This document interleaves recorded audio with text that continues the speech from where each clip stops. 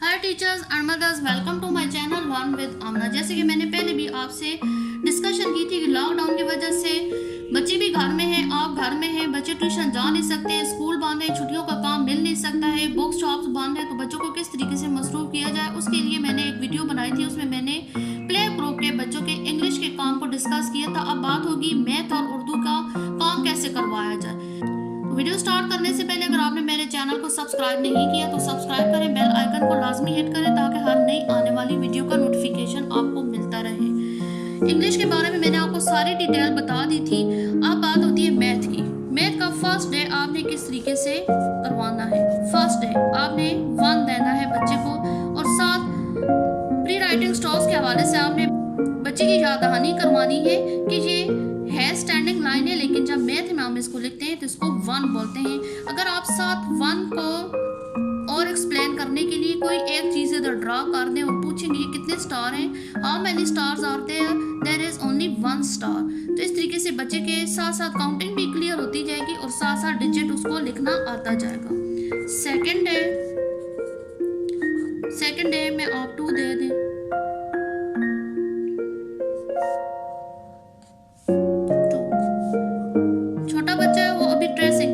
Tracing आप इस तरीके से कर दें। जब बार बार लिखवाएंगे तो वो एक वक्त आएगा वो ट्रेसिंग से हट जाएगा।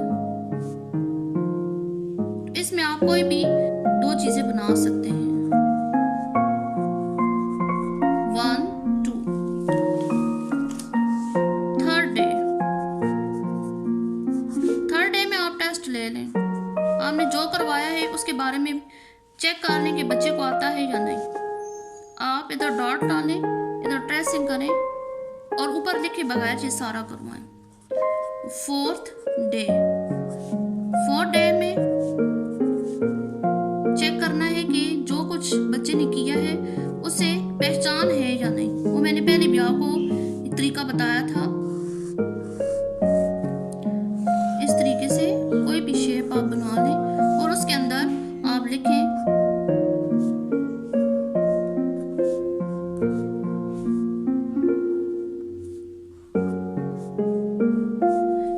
से आप बताएं और बच्चे से कहें कि आपने इसमें 1 जिधर है आपने उसको अंडर सर्कल करना है।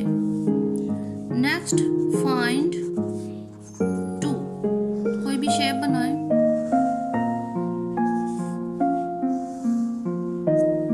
इसके अंदर उससे रिलेटेड कोई भी शेप आप लिखें। बच्चे से कहेंगे जिधर 2 है आपने उसको अंडर सर्कल करना है। बच्चा उसमें से 2 को अंडर सर्कल करेगा। 4 डे में आप करवाएंगे व्हाट कम्स नेक्स्ट। 1 आगे जगह छोड़ दें, 3 आगे जगह छोड़ दें, 5 जगह छोड़ दें, 7 और जगह छोड़ दें। 5th डे 5वें दिन में आपने डिक्टेशन लेनी है। डिक्टेशन में आप कोई भी शेप बना लें। मैंने पहले बताया था कि कलरिंग शेप्स ये बच्चों को फैसिनेट करती हैं। इसमें आप छोटे छोटे इस तरीके से डॉट्स या ट्रेसिंग करें। उसने जो भी डिजिट सीखी हुई है वो उसकी डिक्टेशन आप इसके अंदर ले सकती है। जो भी चीज़ें थी प्ले ग्रुप के हवाले से वो मैंने आपको बता दी किस तरीके से करना है। एक टाइम टेबल के जरिए मैं फिर वाज़ह कर दूं। फर्स्ट डे में आप न्यू डिजिट देंगी। जैसे कि मैंने 1 2 दिया है। अब अगले में जब आपका पहला दिन आएगा आप सैटरडे संडे भी लिख दें, उसमें आप न्यू डिजिट देंगी। सेकेंड डे दूसरे दिन आपने जो भी सिखाया है आप उसकी प्रैक्टिस करवाएंगी। विदाउट ऊपर कुछ लिखे आपने सिर्फ ट्रेस करवाना है और बच्चे ने खुद से लिखना है। थर्ड डे आप डिक्टेशन लें। चौथे दिन आप व्हाट कम्स नेक्स्ट करवाएं।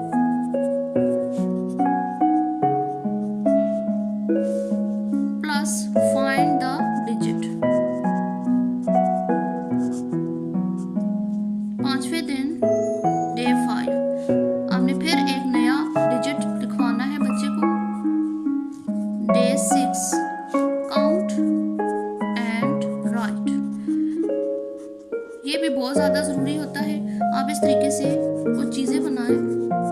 बच्चे से कहें कि आपने इनको काउंट करना है और इधर लिखना है।